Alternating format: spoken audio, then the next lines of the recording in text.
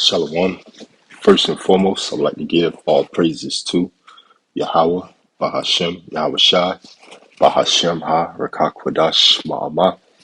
Double honors to the apostles of Great Millstone and the elders. Double honors to my elder as well, Aharawan Ben Yashala of the Lions Den Camp. And salutations to the fellow Akim, Atwafim, and children that believe in truth and in sincerity. It's your brother, I thank y'all. Back to another lesson. And Yahara Tazah is edifying. And pretty much I want to go into Revelation chapter 17. All right, starting at verse 8 again. All right, as I did the lesson a couple weeks ago. All right, but wanting to make clear and sharper points, as well as I stumbled. All right, by way of the tongue, saying that in verse 8 is speaking on America. All right, but I want to make a clear point. Even though it goes into America, it's not just speaking on America. It's speaking on the ancient Roman Empire. All right, ultimately, which is America, the revised Roman Empire through the Treaty of Rome. All right, so just going back into it. All right, starting at Revelation chapter 17 and verse 8, and it reads, "The beast that thou sawest was and is not, and shall ascend out of the bottomless pit," right, Europe, "and go into perdition," right, and ultimately, the beast that thou sawest was, all right, it's the angel basically speaking to John the Revelator as he's being revealed, ultimately the prophecies, all right, by way of his vision that he was given on the judgment of this great whore, all right, that sit upon this scarlet beast, all right, which ultimately not just represents America, it ultimately represents Esau and his system as a whole, all right, from the rooter to the tutor, all right. That's why the scriptures speak on how Esau has to be uprooted, all right, which is sticking back to the point, going back to verse 8. This is an angel breaking it down to John the Revelator of the vision that he saw, all right, putting it in perspective. So this Revelation 17 and 8 from the top again, "The beast that thou sawest was and is not," right, it was and is not, being the ancient Roman Empire, "and shall ascend out of the bottomless pit and go into perdition," right, it's going to go into perdition, it's going to ascend, all right, out of the bottomless pit, ultimately is going to be revamped, all right, it's going to, that deadly wound, all right, that is going to be healed. "And they that dwell on the earth shall wonder, whose names were not written in the book of life from the foundation of the world," right? And that's what you have today. You can tell you tell individuals today that this is the revamped Roman Empire. They won't wrap their head around it. They won't understand what you're saying, about the system, how we have a Republican and Democrat party, all right, two wings of the same bird. You have a Senate, you have an electoral vote, the people voting for a president, all right, for a king, for a ruler, all right, just like the ancient Roman Empire. You have Roman infrastructure. You have concrete everywhere, all your your buildings where officials work at, right? Your courtrooms and things like that. All that is Roman infrastructure, all right. Outside of the spiritual, all right, being the system, you got the physical proof as well, all right, being the Edomites, the people, all right, who are the ancient Romans who self-proclaim themselves to be white people today, all right. But just back to the point, it's back in verse 8. "The people shall wonder, man, whose name not written in the book," all right, right. Because you tell them that it's the revamped Rome, they won't understand it, right? Because they don't have a spiritual lens. They don't have a spiritual la'av, a spiritual mind to see it according to prophecy. All right, it's the spirit of the Lord. It's the spirit of prophecy. All right, and this is something this is a book, all right, written 2,000 years ago, which the point of my original lesson was that you can find America in the Bible, all right, not so much of the term America, but spiritually you can find America in the Bible, and it's here. All right. And this is the ending of verse 8. "And they that dwell on the earth shall wonder, whose names were not written in the book of life from the foundation of the world, when they behold the beast that was and is not," right, the ancient Roman Empire, "and yet is," right, because it's revamped, it's revived today, all right, by way of that spearhead being America, being the revamped Roman Empire with that revamped Roman infrastructure by way of the European Union and NATO, the European Union being the financiers, all right, and NATO being the military might of the beast-like system, all right, that scarlet beast, that dragon that's being spoken of, all right, ultimately the spearhead being America. So and yet is, all right, the beast being healed, all right. This is how America comes into play, all right. Ultimately, it's supported by that foundation that stems from the ancient Roman Empire, all right. And this is verse 10. And there are seven kings, right? That's seven kings, all right. Five are fallen, right? And the seven kings represent what? The seven heads of the beast, all right, being Germania Major, the Romans, the French, the Spanish, Germania Minor, the British, and the Greeks. Those are the seven, all right, as it shows on the picture, all right, the seven heads of that scarlet beast, that beast-like system. Those were their ancient names, ultimately represent the seven governments, all right.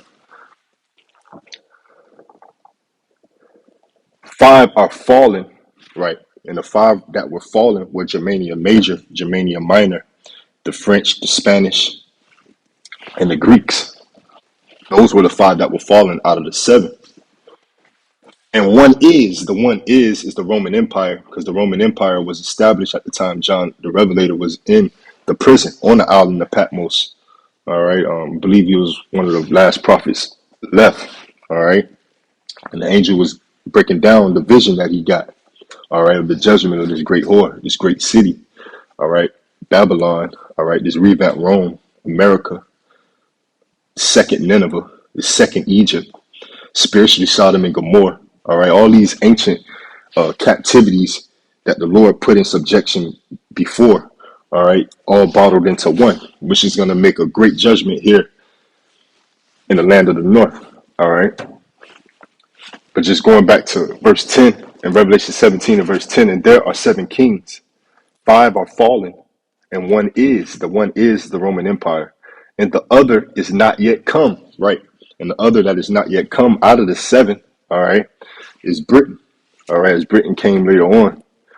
And when he cometh, he must continue a short space, right? And Britain has continued in that short space, being the last and one of the first ones to leave that sect, all right, with the what you call the Brexit, all right. And this is verse 11. And the beast that was and is not, even he is the eighth, right? And that's even more proof that the beast that was and is not is the ancient Roman Empire. But he's revamped, all right, through the eighth, all right? So it's like, oh, hold on, what's the eighth? I thought there was seven kings, all right? So who is the eighth? All right, 10, in the first 10, it said seven kings, all right? But when we go in verse 11, it says, and the beast that was and is not, right, the ancient Roman Empire, even he is the eighth, right, because he was revamped through the Treaty of Rome, all right? So we go into the Treaty of Rome. The Treaty of Rome, or EEC Treaty, brought about the creation of the European Economic Community, right? So they have their own little community, their own little sect, all right, of European nations, which excludes you, all right? This is not your rest, Jake, all right? But continue on back to the point. All right, the best known of the European communities, the treaty was signed on 25th March 1957 by Belgium, France, Italy, Luxembourg, the Netherlands, and West Germany.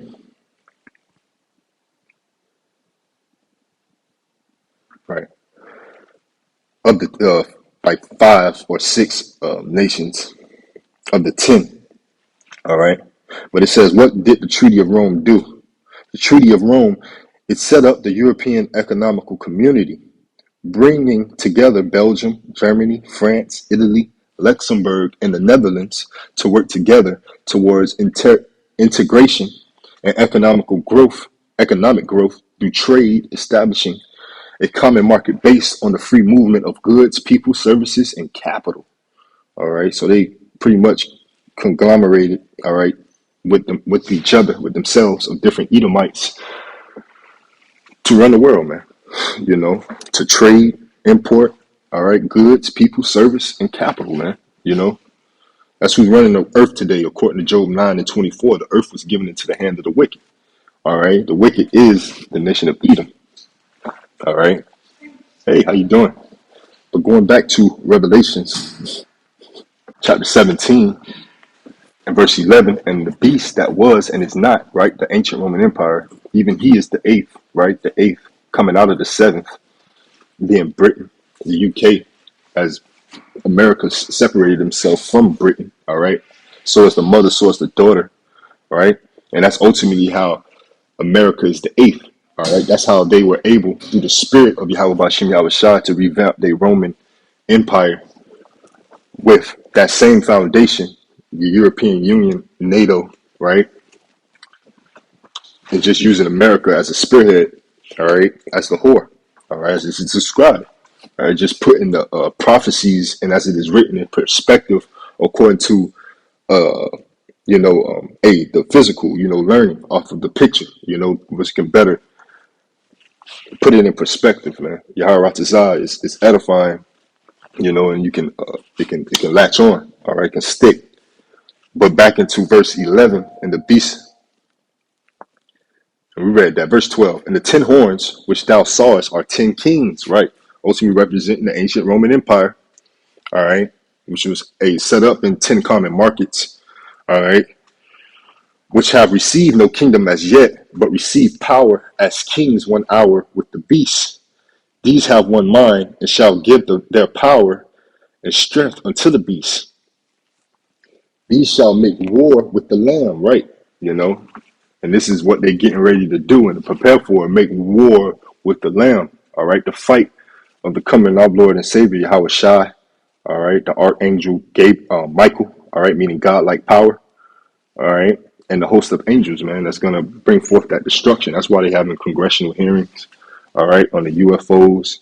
That's why they have a Space Force by way of the Navy, all right, ultimately preparing to fight against Yahweh by Yahweh Shai, all right, and the host of angels, all right, the Lamb, which is Yahweh Shai, all right, but the Lamb, Yahweh Shai, knows the heavenly host is going to overcome them, man.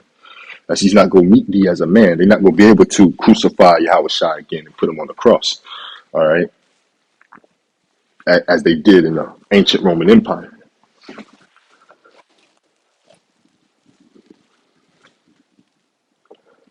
For he is Lord of lords and King of kings, and they that are with him are called and chosen and faithful.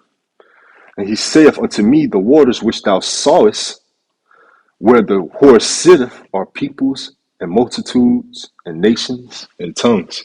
All right, ultimately going into that great melting pot, all right, that America is. All right.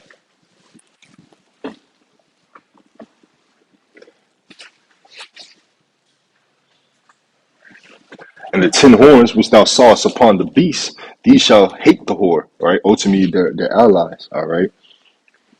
Ultimately, go come against them, all right, and shoot missiles at her, all right?